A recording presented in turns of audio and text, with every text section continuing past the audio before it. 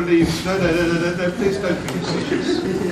I mean, you speak lots of bad words sometimes, especially on the national media, but don't treat me like an idiot.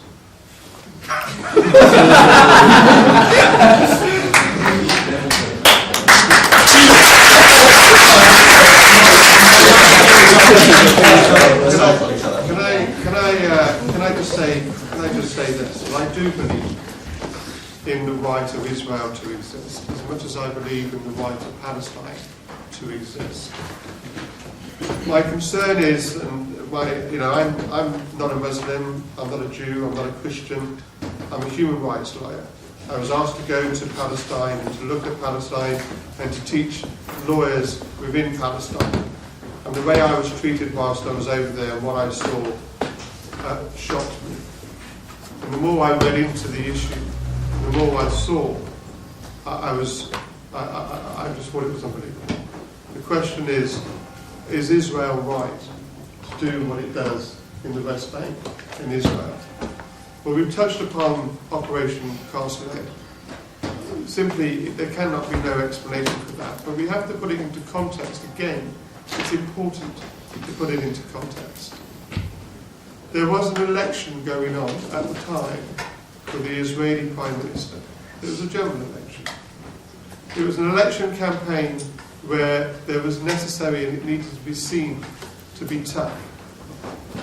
So Tzipi Livni, who was then running to be selected to be the Prime Minister, and her party, albeit that waters had been going from Gaza into some parts of Israel for many months preceding that, picked upon in the middle of an election campaign to launch a massive military attack with one of the strongest army in the world, funded to the point of 3.5 billion in arms by the United States against the people of Gaza, killing over 1,000 people, destroying hospitals and schools and houses and infrastructure. When did it end? When did it finish? The day before President Obama was inaugurated. It was a political action. The lives of 1,000 people were destroyed to ensure, to hope to try to bolster an election campaign for a weak leader. Let's put it into context. Let's put it into history. Don't take it as an isolated fact. In West Bank, people are kidnapped, people are taken on a daily basis almost sometimes, put into courts, and I've been in those courts. They're not allowed to have representation by Palestinian lawyers because Palestinian lawyers don't have rights of audience. They're tried in front of military tribunals. Children who have touched stones, children are put in prisons for months, sometimes years. People are shot dead by snipers, through the head, through the heart, by snipers, by an Israeli army gun. Innocent people. Maybe people on protests. Maybe people saying, we don't want you here. Maybe people throwing a stone. But they're shot dead. Cameramen, British journalists that we know about and we've seen in history are shot dead. What is the justification for that? If there is a terrorist force, if they want to go in for a terrorist force, there may be a way of dealing with it. But they don't. They don't deal with it rationally or justly. They go in there heavy-handed. They hit it like a sledgehammer on a nut to crush it. Why? Sorry, I had to wake you up. Why? Why do that? Because they can.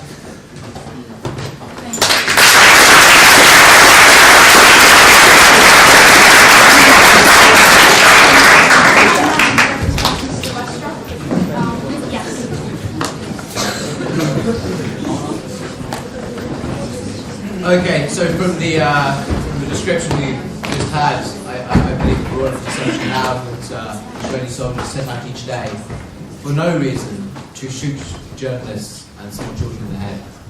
This is, as I mentioned earlier, an irrational observation, and I admire human rights lawyers. I admire the profession. I sort of do worry that there's a sort of a distance between them and reality. I point to the Gaza war in a particular example of this. The idea that this somehow was a political stunt. Now, I was in Solot 2 years ago, just visiting, and the rockets were coming over, 2-3 a day. Every school, every house, every kindergarten, they have the world's first completely missile-proof kindergarten there. It is protected. Hamas fire at the beginning of school, at the end of school, to try and hit as many children as possible. They also fire from schools themselves, from orphanages, from mosques, designed to inflict the maximum amount of civilian casualties. By not doing anything, Israel is failing in its duty as a liberal democracy to defend its people, for which government is elected. The idea that this was a political stunt is insulting, especially from a human rights lawyer.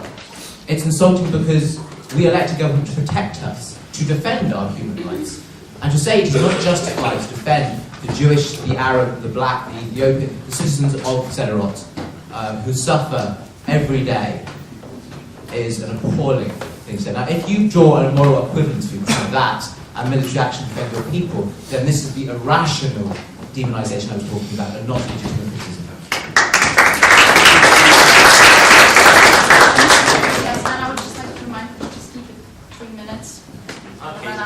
Why when it comes to me? Okay, anyways, I have some charters and some information for Mr. Murray and Mr. Sam. It's from the IDF website and also from the Israel Foreign Affairs Ministry, because I've been hearing them crying about these so-called Palestinian rockets, but they forgot to say how many Israelis were killed by these rockets, and they forgot to give us some description about these rockets, and they failed also to give us some numbers about how many Palestinians were killed in retaliation or for these rockets when they were fired. It's less than 30 Israelis who were killed from 2005 to 2011 at this moment, according to the Israelis. And how many Palestinians were killed in return? Thousands of Palestinians were killed in return. But no one hears about that. All of us hear what Mr. Mark Regev and Ofer gentlemen are saying, and similarly we're having two nice gentlemen today are taking the same stance and are saying that these rockets, although these rockets are useless, and I myself criticize these rockets, and it's only nothing for us Palestinians. It's only bringing some more points to Israelis to maneuver when they see these rockets. It's nothing for us Palestinians. As for Gaza, I don't want to speak for you in terms of emotions or feeling, but I'd like to speak some facts, some reasons. Goldstone Report, John DeGott, United Nations resolutions, David Cameron, all you can imagine. Whom shall I count and whom shall I count? Desmond Tutu, Nelson Mandela, and all those big names. Everyone said Gaza siege should be lifted. And everyone said Gaza siege is immoral. And quickly now we will hear Mr. Murray saying, oh, Gaza is a paradise, as he said in BBC. Also he will say, Gaza has a mall, but he will forget to say how we bring these materials for this mall. And he also will forget to describe this mall. I've been to that mall, and also I've been reading what the American and British media said about this mall. You know, it's like very small, two floors. It's not a mall, it's normal shops, but they have been directed to look like a mall. It's not a mall. It's filled with smuggled food and commodities from Egypt. It's full of all these commodities that we bring by tunnels. Okay, we have, as you know, more than 3,000 tunnels because Israelis have blockaded all the borders. And Mr. Murray maybe should tell you something that Amnesty or Human Rights Watch and OCHA have said before, or he should give you some numbers about how many trucks of food and commodities Gaza should have. Gaza was due to have more than 700 to 800 of the trucks of primary and secondary commodities on a daily basis. But since the siege, we get much less than this. I hope you speak in details about that. Regarding what is happening in the West Bank as part of this question, I just invite every one of you to go into the West Bank and you will experience this suffering. When you go from one checkpoint to another checkpoint, more than 400 to 600 checkpoints, fixed checkpoints, and literal checkpoints. And we hear the Israelis that said, as part of the peace process, they've removed something. They removed something, and then the other day they will find the Israeli soldiers coming with their patrol taking another checkpoint. Indeed, what is happening in the West Bank and the Gaza Strip is showing how Israel is a country above law. This country is not abiding by any international law.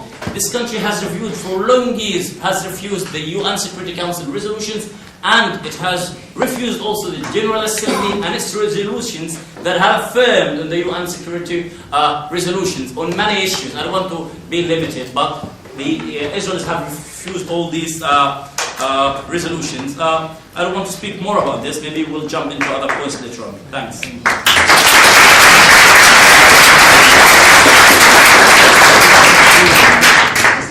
Thank you. Of all the dastardly tricks us employees of the Zionist superstructure are capable of, I didn't know that we could also conjure marls out of thin air. The point I made, I think, on the easy program you're referring to, was that there is something very strange about describing the Gaza in the way that David Cameron did, given that, among other things, the standard of living among Gazans is higher than most parts of Turkey, than in most parts of the rest of the Arab world. I think that's worth noting at the very least. And it shows the shame which you can see in any Arab country to bring something like a decent economy to these countries, instead of running them as crime syndicate family dictatorships, as most of them are. Just very quickly, one of my opponents was annoyed that I sniggered when he said that he agreed that Israel had the right to exist. I snigger because it's about the lowest thing you can say about something. If we were, say, discussing Pakistani politics, something I'm interested in, and talking right about a certain man, Pakistan was created as a state at the same year as Israel. But say we were having a discussion tonight about Pakistani politics, who are you in favour of, who you prefer, which party, which president, and say somebody said that, I'd like to announce, I think Pakistan has a right to exist. You'd laugh at him, you think, what a maniac. That's been a defunct question for decades. It doesn't help at all that you happen to think that a state has a right to exist. Oh, great, well, I agree with Pakistan's right to exist. Excellent, that gets us a long way forward in the discussion. And so I don't know why people do it this way. The reason they do it, as the gentleman from the other side showed, was that, again and again, we don't even have rockets now. We have so-called rockets. So-called rockets, a particular new type of rocket that doesn't have the same effect, doesn't kill you if it lands on your head, doesn't cause the casualties they cause. Look, the reason why you are hearing such poor stuff from our scientists is the following. They are not telling you the basic fact about what is happening on the ground. You're told that the Israeli army likes to, in Operation Cast Lead, bomb schools and hospitals. Do you think, let me know, no, you may in this hall, why do you think it is that the Israelis went and bombed hospitals and schools, which on a couple of occasions, yes, missiles landed on them? Why do you think that was? There was a reason. It wasn't just a Jewish bloodlust for blowing up hospitals, okay? It was because the Hamas, which have been ruling the Gaza as a dictatorship for the last few years and still have cancelled the next elections, and nobody on the outside has mentioned that, the Hamas will not have any more elections. They won't do the PA's elections in July. They said they're not interested in that. They're a one-vote, one party, which murdered the other Palestinian party's members in the Gaza.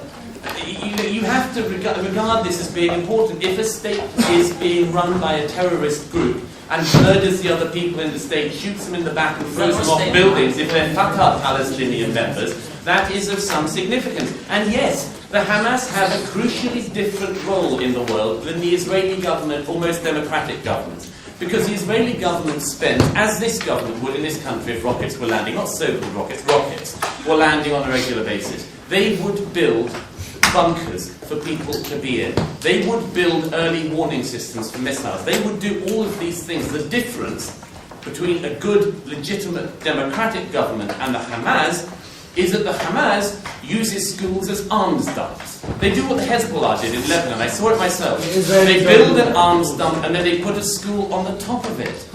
Do you honestly not know this? Do you not see it? Finally. Show us. Finally. Show us, man. Yeah, then give have to go back to John Game, the UN Okay, guidelines. stop there, please. We're going to have questions now for the no panel, firstly. Questions for the no panel. Okay, gentlemen there, please. But for this side. This side first. No, I had a question. Okay, anyone got Okay, has anyone got questions for the no panel? Ask us, we need to